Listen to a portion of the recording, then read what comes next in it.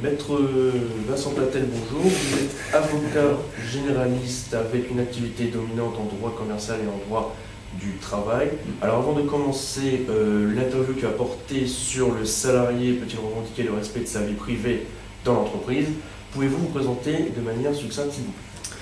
Oui, donc je suis effectivement avocat au barreau de Lille depuis 1991 et date de la prestation de serment. Depuis 2000, je suis installé seul à Lille et alors je n'ai pas d'activité de spécialité, mais j'ai souhaité avoir une activité généraliste avec quand même des dominantes, c'est-à-dire des activités dominantes dans le droit du travail, dans le droit commercial. Et puis comme à côté de la profession d'avocat, j'enseigne aussi depuis la même période, même un peu avant, en université ou à l'université catholique, notamment de Lille. J'interviens dans une école de communication qui s'appelle l'Institut des stratégies et techniques de communication, ISTC, qui est boulevard Vauban. Je suis en charge du droit depuis la création de l'école, en fait, sur les 5 années. Et l'école étant une école de communication, j'y enseigne le droit de la communication. Donc, dans le cadre de cet enseignement, j'interviens aussi bien sur le droit au respect de la vie privée, le droit à l'image, les droits d'auteur, la propriété industrielle.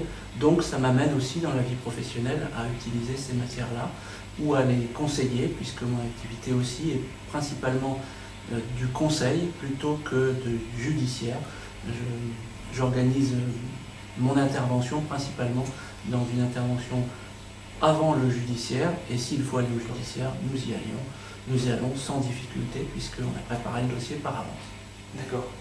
Donc avant d'entrer dans le vif du sujet, je vais vous poser quelques petites questions concernant votre profession. Alors d'abord, petite question un peu simple, quelles sont les responsabilités de votre profession?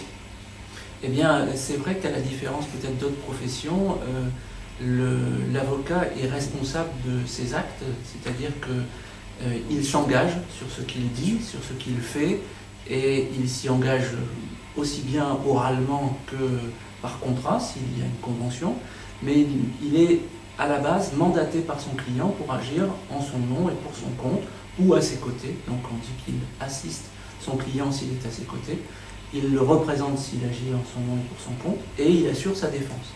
Ce qui fait que ce qu'il dit, ce qu'il fait, l'engage lui, à titre professionnel, à la différence peut-être d'autres professions dans lesquelles on vous donne des conseils, mais qui n'engagent que ceux qui les écoutent, comme disent certains. Nous sommes engagés par ce que nous disons, ce qui est une garantie pour les clients qui viennent nous voir, une garantie qui se double d'une deuxième autre garantie qui est importante et qui n'existe pas dans d'autres professions systématiques, qui est le secret, en fait. Le secret professionnel, qui est aussi la garantie ou la contrepartie de cette responsabilité, quelque part. D'accord. Alors, quel est votre parcours professionnel pour arriver jusqu'à avocat généraliste? Alors, c'est vrai que quand j'en discute avec d'autres confrères, il y a ceux qui ont cette vocation de longue date, ceux qui en ont hérité parfois parce qu'ils ont vu leurs parents ou la famille dans la profession, ceux qui ont eu cette inspiration par leur relation. Moi, je n'avais aucun de tout ça. Personne dans ma famille n'est dans le droit, personne n'est avocat. Et donc, au fil des années d'études de droit, puisque après un bac économique, je me suis orienté vers l'université où j'ai fait 4 ans de droit, donc une maîtrise de droit.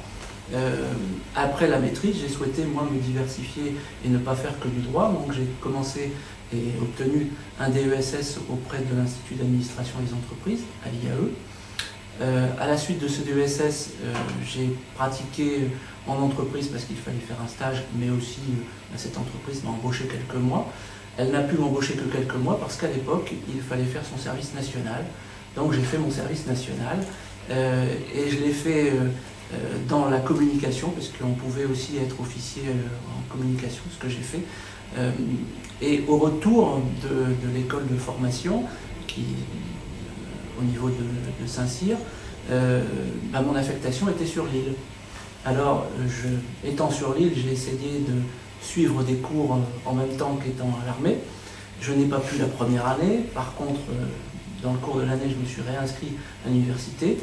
Et là, puisque j'avais entre guillemets perdu un an à ne pas pouvoir m'inscrire à l'université, mais pas perdu un an puisque je m'étais volontairement impliqué dans le service national. Je me suis inscrit dans 2 DEA, donc 2 diplômes d'études approfondies au niveau de l'université de Lille 2, un diplôme de droit de la défense et de sécurité européenne, un peu en rapport avec les relations militaires d'ailleurs, et puis un DEA de droit international économique et européen, que j'ai passé en même temps, que j'ai lu en même temps, avec une difficulté, c'est que comme il faut présenter 2 mémoires, je n'en avais fait qu'un, donc j'ai passé le deuxième en présenter le mémoire l'année suivante. Et pendant cette année-là, j'ai préparé l'école d'avocat. J'ai soutenu ce mémoire de DEA et en même temps j'ai passé le concours de l'école d'avocat. L'ayant, je me suis dit, autant faire avocat puisque c'est quand même un métier qui m'intéresse, l'ayant découvert au fur et à mesure. Puisque préparant mon mémoire de DEA, j'ai travaillé pour des avocats, découvert la matière, tout en continuant l'enseignement d'ailleurs, découvrant la matière et découvrant aussi que l'attrait pour cette profession libérale était important chez moi. Donc j'ai présenté cette année d'école, qui était 1 an à l'époque d'école, et j'ai donc prêté serment en 1991. Et justement, alors, pour prêter ce serment, avant d'arriver jusque-là, vous pensez qu'il faut avoir quand même certaines qualités requises pour exercer ce métier? Alors, au niveau des enseignements, peut-être pas dans les avocats, il y a toutes les origines, pas forcément sociales, je parle de l'enseignement, des gens qui ont fait plus de mathématiques, plus littéraire, plus de l'économie. Il n'y a pas de restriction, puisqu'il n'y a pas de filtre à l'entrée au niveau de l'université en tout cas. Donc tout le monde, a priori, peut réussir. Néanmoins, c'est vrai qu'il y a des qualités qui se développent au fur et à mesure, d'ailleurs des études de droit, des qualités de logique, des qualités de réflexion, des qualités de mémoire. Mais on associe souvent le droit à la mémoire en se disant il faut tout connaître par cœur. En réalité, s'il fallait tout connaître par cœur, il n'y aurait pas besoin d'ouvrage.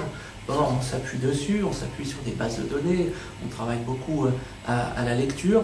Donc c'est vrai que c'est un métier dans lequel on a besoin de logique, on a besoin de mémoire, mais les 2 caractéristiques essentielles me semblent être une qualité de synthèse, parce qu'on est un métier d'ailleurs apprécié par d'autres du point de vue de cette synthèse, parce qu'on est capable de résumer en peu de temps beaucoup de choses, mais il y a d'autres métiers aussi qui le sont. Et puis 2, le sens de l'écoute des autres aussi, puisqu'on ne peut faire une synthèse et on ne peut défendre quelqu'un que si on l'a bien compris. Et partant de là, celui ou celle qui a quelques peines à écouter les autres, je ne vais pas dire entendre, mais écouter les autres, il peut avoir quelques peines effectivement à exercer le métier.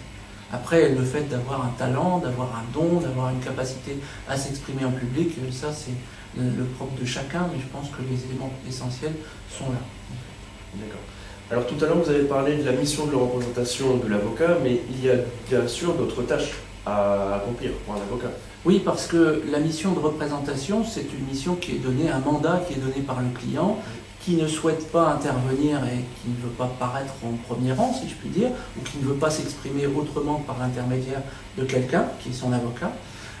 Dans ce cas-là, effectivement, le client mandate son avocat pour qu'il le représente, mais l'avocat est aussi celui qui va, pour pouvoir représenter son client, travailler sur les questions que le client lui pose, les litiges dans lesquels il est engagé, les contentieux vers lesquels il s'oriente. Quand je dis contentieux, c'est parfois judiciaire, donc ça veut dire des capacités aussi de réflexion et de recherche.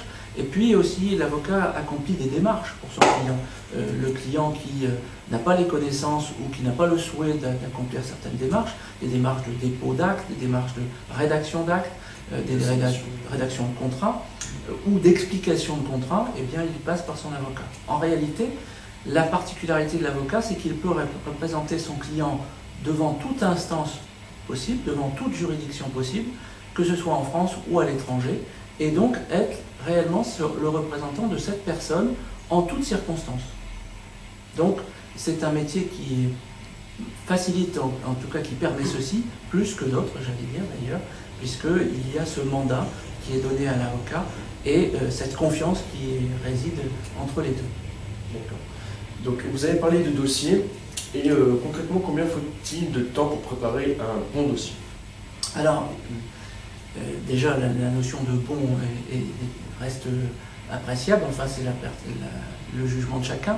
Il n'y a pas de bon ou de mauvais dossier, il y a des dossiers dans lesquels il y a les éléments pour se défendre, d'autres où il y a moins d'éléments, et d'autres où il n'y en a pas du tout. Donc le rôle de l'avocat, c'est de conseiller son client justement pour lui dire il y a matière ou il vaut mieux trouver d'autres solutions, ou au contraire il n'y a pas de solution. Alors combien de temps pour un dossier? Eh bien un dossier, ça peut commencer par simplement un conseil d'orientation, mais là il y en a tous les jours à la maison de l'avocat, des consultations gratuites qui sont présentées par des avocats en mairie, en maison de justice et du droit, la possibilité pour n'importe qui de venir demander une orientation pour son dossier.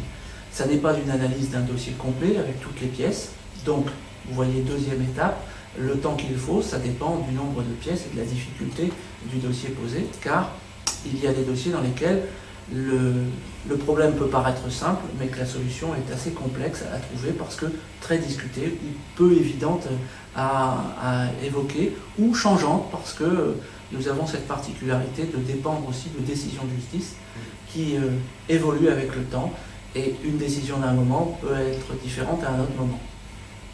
Donc le métier d'avocat est-il selon vous une activité en plein essor?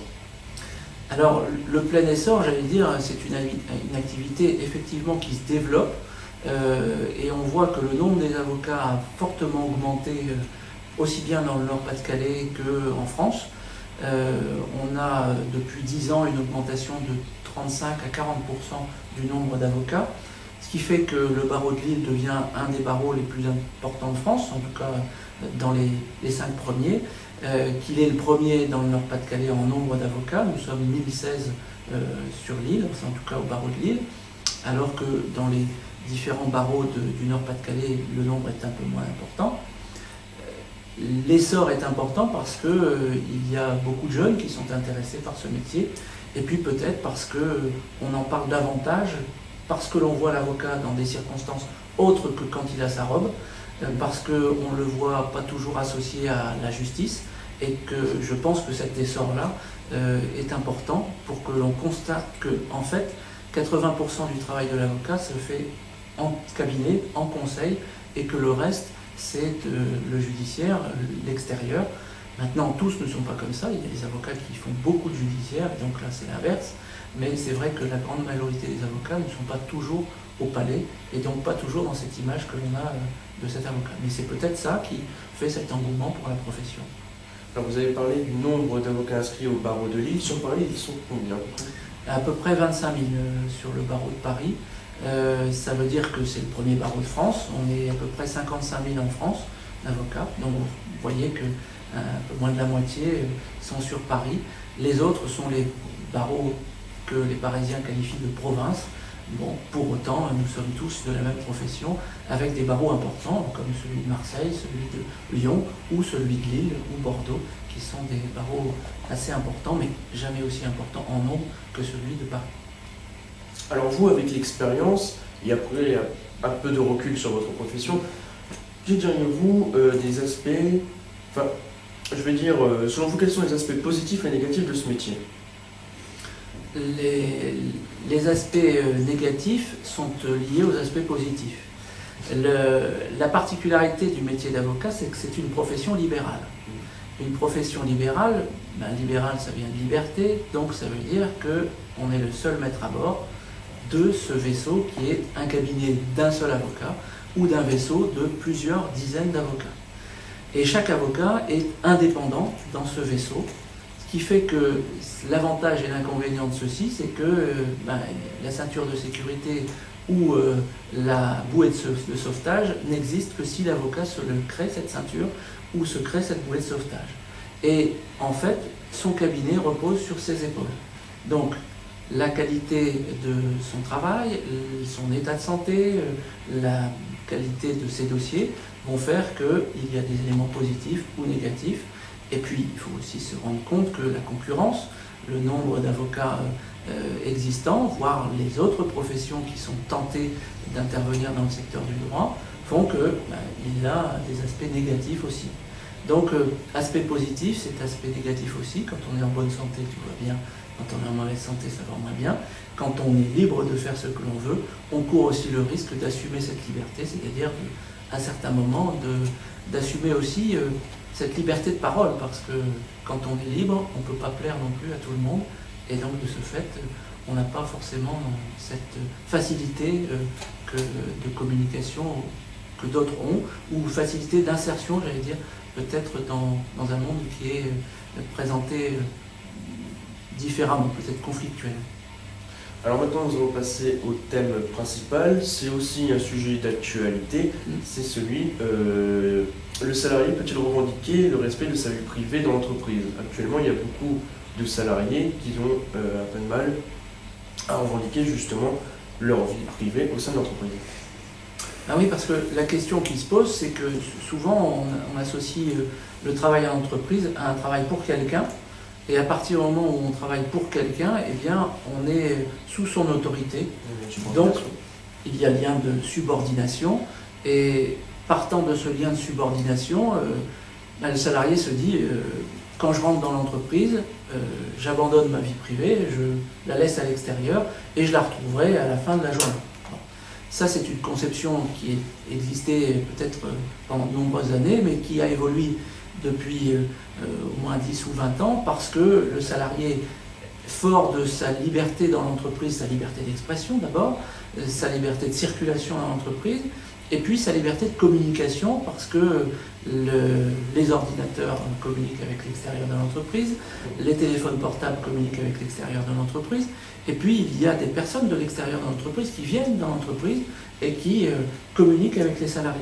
Donc le salarié s'est reconnu, et la jurisprudence le lui a reconnu aussi, le droit à une vie privée dans l'entreprise, c'est-à-dire un coin d'intimité, alors même qu'il est dans l'exercice de sa profession. Mais ce que je veux dire, c'est qu'un salarié ne peut pas refuser un travail le week-end si son employeur lui demande, par exemple par portable ou justement par un mail. Alors ici, on est dans la limite de la subordination, justement. C'est que le salarié, s'il est salarié, c'est parce qu'il a signé un contrat, c'est qu'il s'est engagé, et il s'est engagé à deux choses: fournir sa force de travail, sous un angle professionnel, il ne faut pas oublier que c'est un professionnel, et deux, accepter l'autorité de son employeur.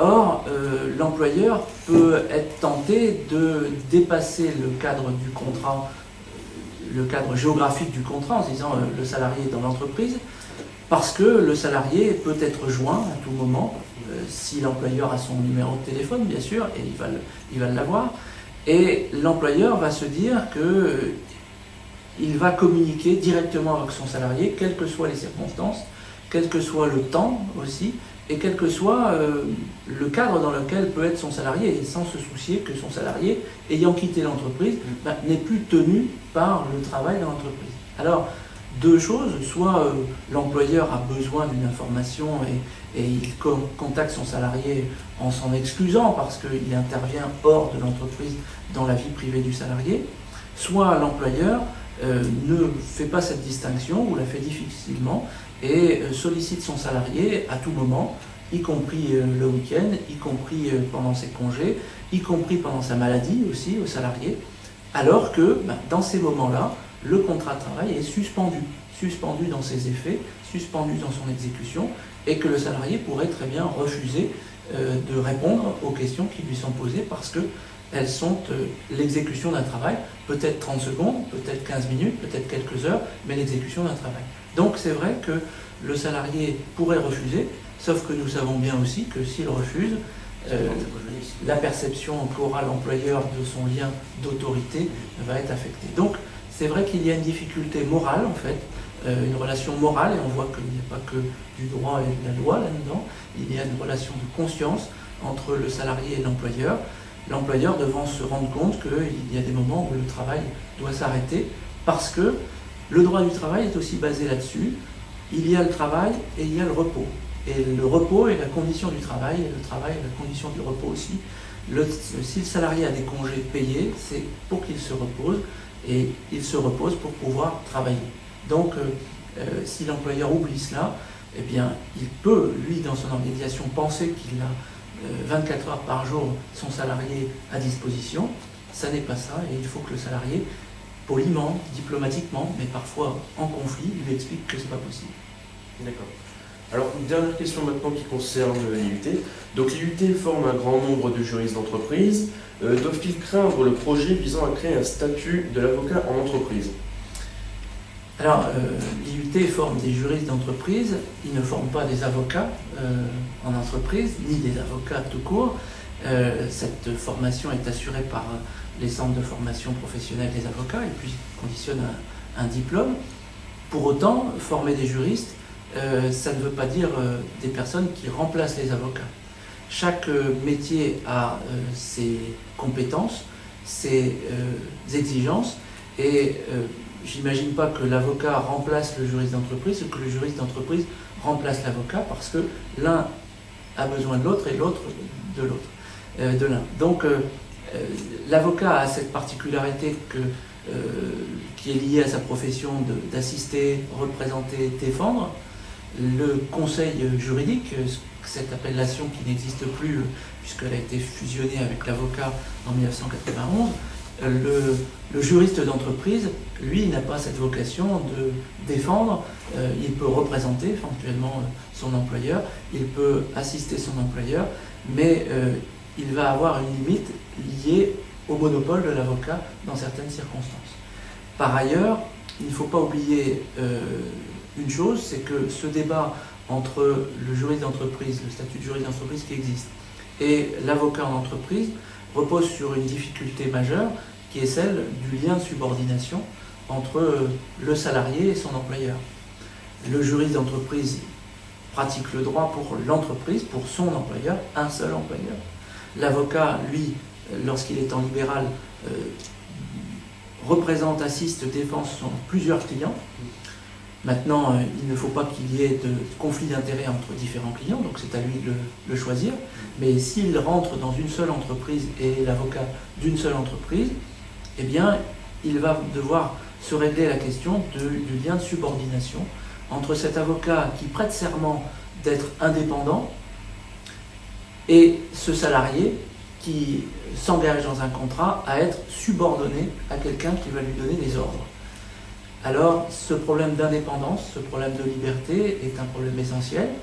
Il a déjà plus ou moins été réglé en créant le statut d'avocat salarié, mais la seule différence, c'est que l'avocat salarié travaille dans un cabinet d'avocats avec d'autres avocats qui sont ses employeurs et donc qui ont une déontologie commune, que si le salarié avocat travaille dans une entreprise, son employeur n'aura pas la déontologie qui s'impose aux avocats.